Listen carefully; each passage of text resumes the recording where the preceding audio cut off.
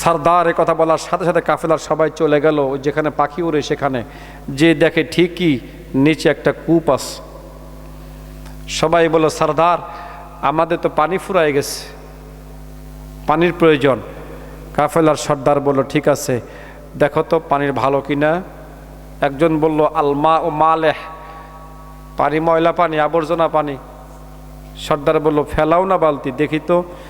যখন বালতি ফেলা হলো, ইউসুফ আলাইহিস সালাম কূপে ছিলেন, প্রথমবার উনি বালতির রশি ধরেন নাই। বালতি যখন উপরে উঠানো হলো, পানি পান করে দেখে পানিটা মিষ্টি। মিষ্টি হবে না কেন? আল্লাহর পয়গম্বর বসে আছে, ঠিক কিনা বলেন?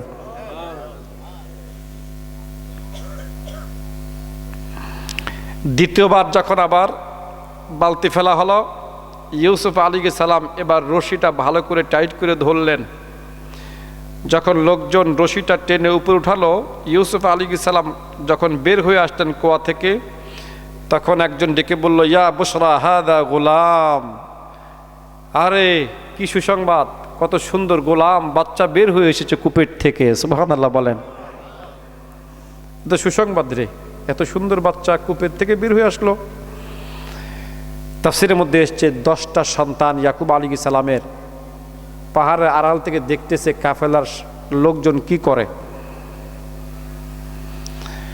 কাফেলার সর্দার বলল, তোমার নাম কি?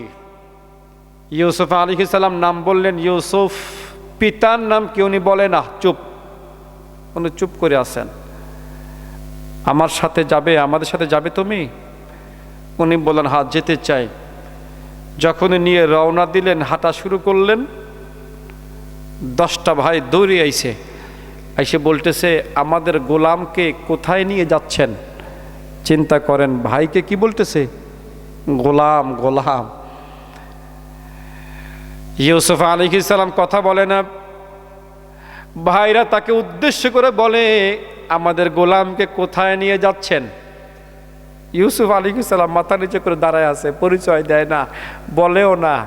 10টা ভাই, অথচ ভাইরা বলতেছে গোলামকে কোথায় নিয়ে যান। কাফেলার সর্দার চিন্তায় পড়ে গেল, এখন তো চুরির অপবাদে পড়ে গেলাম, গোলামরে নিয়ে যেতেছি এখন। সর্দার বলল, বিক্রি করবেন আপনারা? আপনাদের গোলামকে বিক্রি করবেন? ভাইরা বলল, হা। কত টাকা? 1000 দিরহাম। 1000 দিরহাম চাওয়া হলো। কাফেলার সর্দার বলল, দামটা বেশি হয়ে গেছে, এত দাম দিয়ে কিনা যাবে না। ভাইরা তখন বলল, ইন্নাহু জামিল, কত সুন্দর।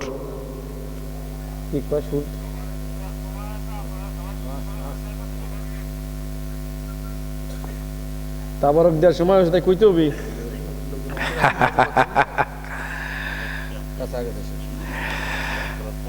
এই তাবারক তো চলেও আইছে পড়া, ওই যে 2টা চলে আইছে না, ওটা কি তাবারক না? যারা আশেপাশে আছেন তাড়াতাড়ি চলে আসবেন। তাবারক কিন্তু চলেও আইছে না, কোন সময় দিয়া শুরু হয় আল্লাহই জানে। এই জন্য যারা আশেপাশে আছেন তাড়াতাড়ি চলে আসবেন। আর যারা তাবারকের দায়িত্বে আছেন আপনারা দেরি করেন না, নিয়ে আসবেন। তারপর দেই কোন সময় সে দেখা যাবে না, আগে নিয়ে আসেন। তো হঠাৎ কোন সময় শুরু হবে ঠিক নাই, কি কন?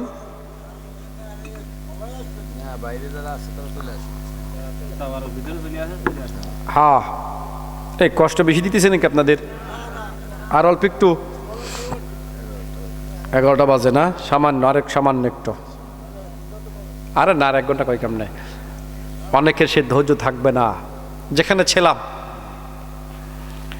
ভাইরা তখন বলল, ইন্নাহু জামিল, দেখেন না কত সুন্দর বাচ্চা, এই দাম তো কিছুই না। আর এক ভাই বলতেছে, রাখতো, যা দেয় তাই নে, এত মুলামুলি দরকার নাই। আমাদের উদ্দেশ্য হলো পিতার চোখের আড়াল করে দেওয়া। তো যদি যা দেয় নিয়ে টিয়ে সাইরে দিয়ে নিয়ে তো যাক। আল্লামা ইবনে কাসির রহমতুল্লাহ আলাইহি তাফসির ইবনে কাসিরের মধ্যে হযরত আব্দুল্লাহ ইবনে মাসউদ রাদিয়াল্লাহু তাআলা আনহু রিওয়ায়াতে উল্লেখ করেছেন, 20 দিরহামে ক্রয় বিক্রয় সম্পন্ন হয়েছিল। কত দিরহাম? 20 দিরহাম। 10 ভাই, এক একজন পাইছে বাকি কয়টা? 2 দিরহাম। তাই খুশি। কাফেলার সর্দার এবার হযরতে ইউসুফ আলাইহিস সালামকে নিয়ে রওনা দিলেন। ইউসুফ আলাইহিস সালাম তাকায় দেখলেন কাফেলার মধ্যে একজন ব্যক্তি অসুস্থ ছিল। উনি কাছে গেলেন, মাসে করলেন, সঙ্গে সঙ্গে আল্লাহ রাব্বুল আলামিন তাকে ভালো করে দিলেন। সুবহানাল্লাহ বলেন। গাধার পিঠে ছিল, উনি মাসে করলেন, লোক সুস্থ হয়ে হাঁটা শুরু করেছে। কাফেলার কিছু লোক এটা আবার খেয়াল করছে, কিরে এই বালক অসুস্থ ব্যক্তিকে মাসে করলো, অসুস্থ ব্যক্তি ভালো হয়ে গেল। যাওয়ার সময় ইউসুফ আলাইহিস সালাম তাকায় দেখলেন তার মায়ের কবরটা পথে। মায়ের কবরের পাশে গেলেন, এক ব্যক্তি এসে তাকে আঘাত করে বসল। তুমি এখানে কেন? দ্বিতীয়বার যখন আঘাত করতে গেল তার হাতটা অবশ হয়ে গেল, কানতেছে, হাত আর নামে না, খালি কাঁপে আর কাঁপে। ইউসুফ আলাইহিস সালাম এসে যখন হাতটা মাসে করলেন, স্পর্শ করলেন, দোয়া করলেন, আবার হাতটা ভালো হয়ে গেল। সুবহানাল্লাহ বলেন। কাফেলা মিশরে চলে গেল।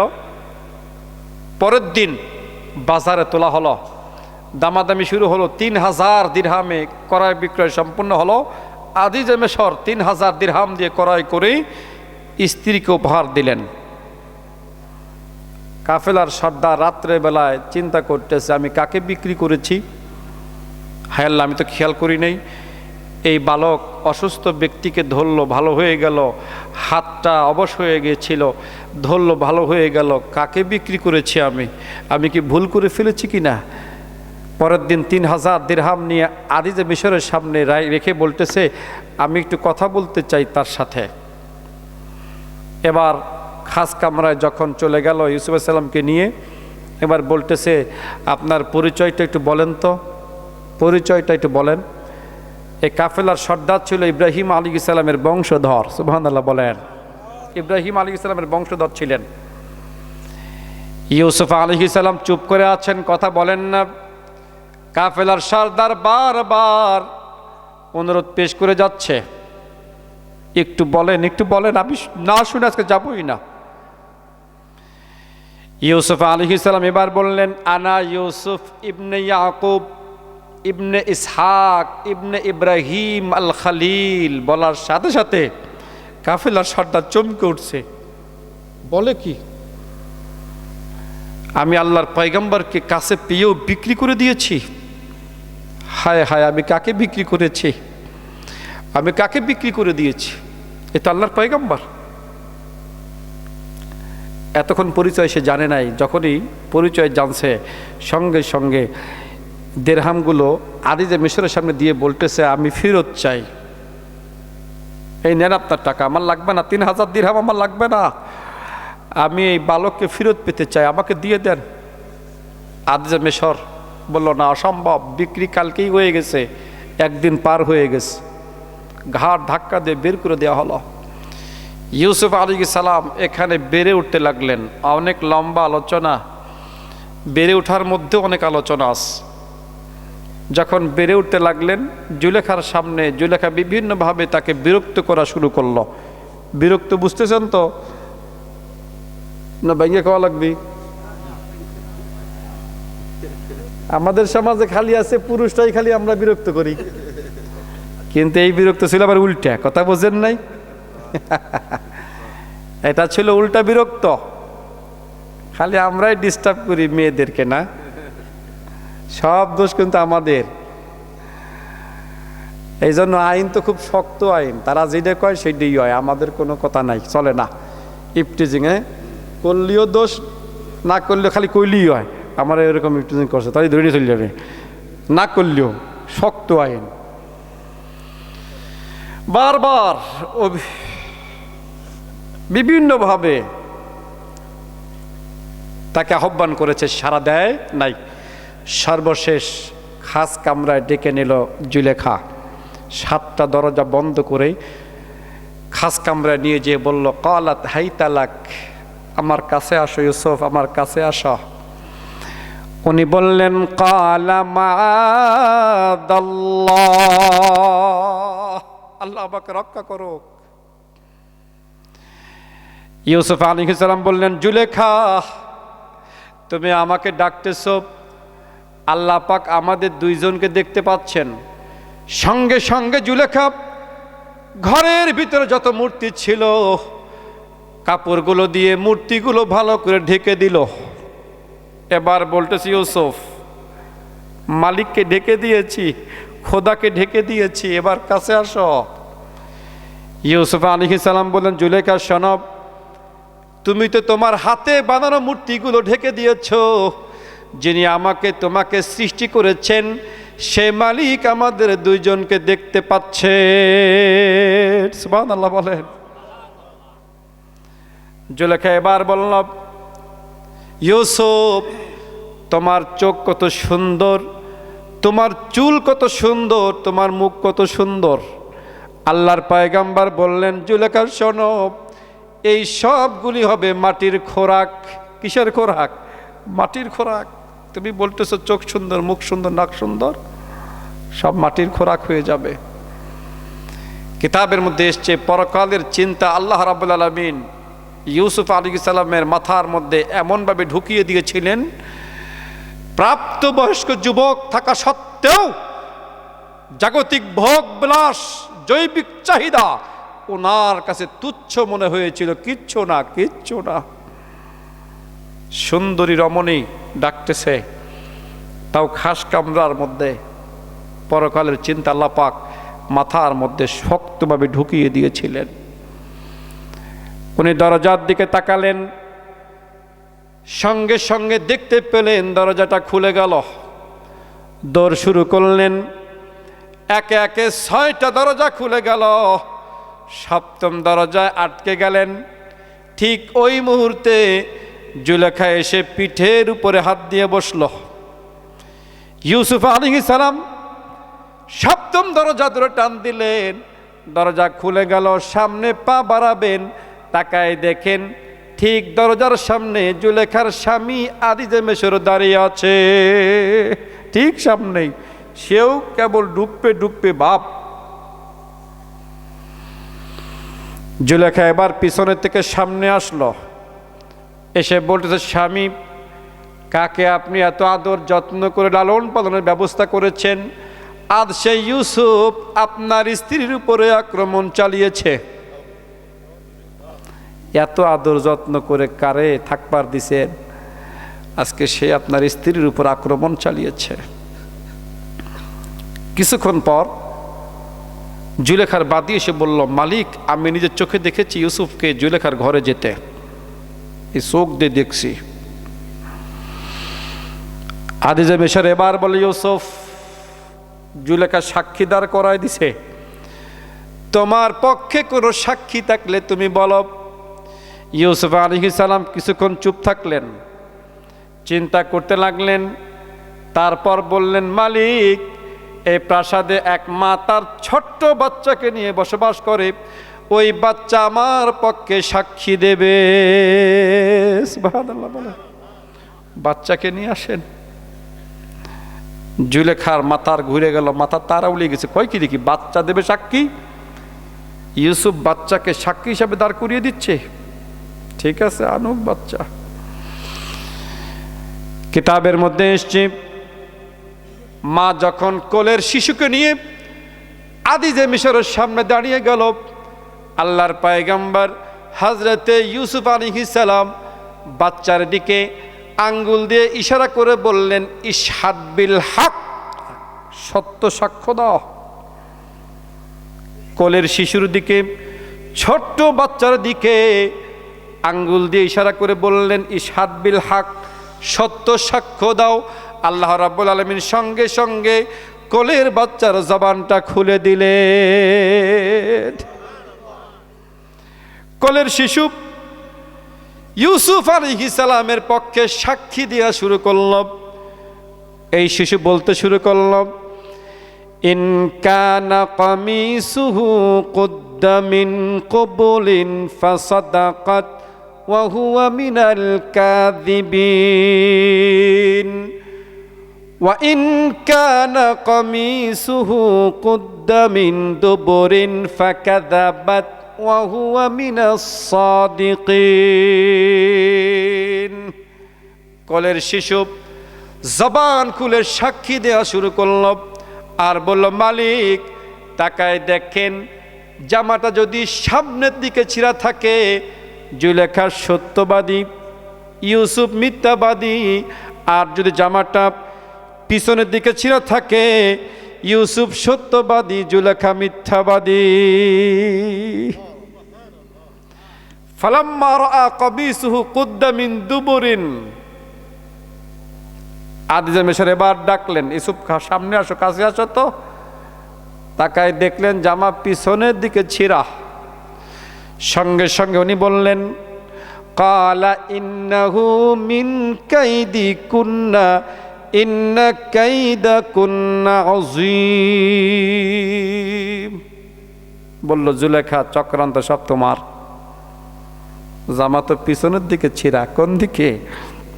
ওই বাচ্চা বলে দিল, নিশ্চয়ই মহিলাদের চক্রান্ত সবচেয়ে বড় মারাত্মক চক্রান্ত।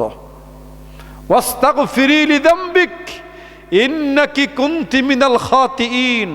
আল্লাহর কাছে মাপ চাও, নিশ্চয়ই তুমি ক্ষতিগ্রস্ত, চক্রান্ত সব তুমি করেছো। ইউসুফ চক্রান্ত করে নাই, সত্যবাদী, প্রমাণ হয়ে গেল। আজিজে মিশর এবার বলল সবাইকে, যারা উপস্থিত ছিল ওই মহলের ভিতরে, খবরদার বিষয়টা যেন মহলের বাহিরে না যায়, সিসি করবে মানুষ। ওই দেখো আজিজে মিশরের স্ত্রী জুলেখা গোলামের প্রেমে আসক্ত হয়েছে, বিষয়টা ভালো দেখা যায় না, শোনাও যায় না। খবরদার কেউ যেন বিষয়টা মহলের বাহিরে না বলে। আমাদের পেটেই তো কথা থাকে না, আর মহিলাদের পেটে তো আরও থাকে না। বিষয়টা জানাজানি হয়ে গেল, মহলের বাহিরে চলে গেল, সবাই সিসি করতে লাগলো। আজিজে মিশরের কানে চলে আসছে, সেও সহ্য করতে পারতেছে না, এসে বলল, জুলেখা করছো কি তুমি? সবাই কি বলতেছে জানো তোমাকে? এবার জুলেখা বলতেছে, আমি একটা প্রমাণ দেই কেন পাগল হয়েছি। একটা প্রমাণ নেন আপনি আমার কাছ থেকে, কে পাগল হয়েছে এটা প্রমাণ নেন। কি প্রমাণ দেবে তুমি? জুলেখা বলল, মিশরের সমস্ত সুন্দরী রমণীদেরকে আপনি ইনভাইট করেন, মহলে ডেকে নিয়ে আসেন। সবাইকে ডেকে নিয়ে আসা হলো, সমস্ত সুন্দরী রমণীদেরকে দুই পাশে সিরিয়াল দিয়ে বসিয়ে দেওয়া হলো। আর ওয়াতাত কুল্লা ওয়াহিদাতিন মিনহুন্না সিকিনান, সকলের হাতে একটা ছুরি, একটা ফল ধরিয়ে দেওয়া হলো। আর ইউসুফ আলাইহিস সালামকে বলা হলো এদের সামনে দিয়ে হেঁটে আসার জন্য। আল্লাহর পয়গম্বর হাঁটা শুরু করলেন। জুলেখা এবার সবাইকে বলল, তোমরা শুরু করো ফল কাটতে। তাফসীরের মধ্যে এসছে, সুন্দরী রমণীরা ইউসুফ আলাইহিস সালামের দিকে চোখ যখন চলে গেল, ফল কাটতে কাটতে হাতের আঙ্গুল কেটে গেল, কোনো খবর নাই। তারা বলল, কুলনা হাশাল্লাহ মা হাযা বাশার ইন হাযা ইল্লা মালাকুন কারীম। আল্লাহর শপথ করে বলছি, আমরা যা দেখলাম এটা কোনো মানুষ হতে পারে না। সুবহানাল্লাহ বলেন। এরা বলতেছে কি, মা হাযা বাশার, ইনি কোনো মানুষ হতে পারে না। ইন হাযা ইল্লা মালাকুন কারীম, ইনি কোনো সম্মানিত ফেরেশতা হবেন। জুলেখা এবার সবাইকে ডেকে বলল, সুন্দরী রমণীরা শোনো, একটা মুহূর্ত দেখে ফল কাটতে কাটতে নখটা কেটে ফেলেছ। আনা ফারাহু কুল্লা ইয়াউমিন, আর আমি তাকে প্রতিদিন আমার চোখের সামনে দেখি। সুবহানাল্লাহ। আনা ফারাহু কুল্লা ইয়াউমিন। জুলেখা বলতেছে, আমি সকালে দুপুরে বিকেলে দেখি, আমার এই মহলেই সে থাকে। একটা মুহূর্ত দেখে নখ কেটে ফেলাইছো, আর আমার সামনে সব সময় সে ঘুরে বেড়ায়, হেঁটে বেড়ায়।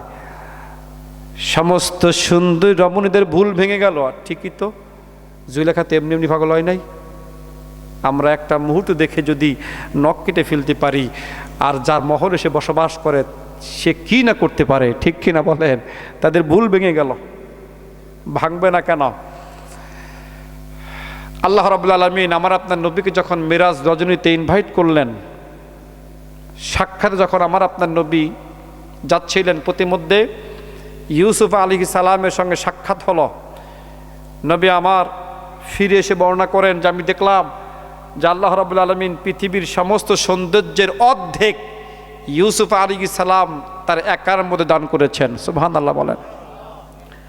আর বাকি অর্ধেক আল্লাহ রাব্বুল আলামিন তামাম কুল কায়নাতের মধ্যে বন্টন করেছেন। আমরা বাগে পাইছি কতটুক? শস্যের দানার চেয়েও হিসাবই তো করা যাবে না, ও চোখেও দেখা যাবে না। তামাম কুল কায়নাতের মধ্যে পাইছে অর্ধেক, আর উনি একা পাইছেন অর্ধেক। পাগল হবে না? এমনি এমনি তো পাগল হয় নাই। ইউসুফ আলাইহিস সালাম চিন্তায় পড়ে গেলেন। জুলেখা পাগলামি শুরু করছে, সুন্দরী মেয়েদের সামনে আমাকে হাঁটতে বলে, আমাকে ডাকে, ওনার ভালো লাগতেছে না বিষয়টা।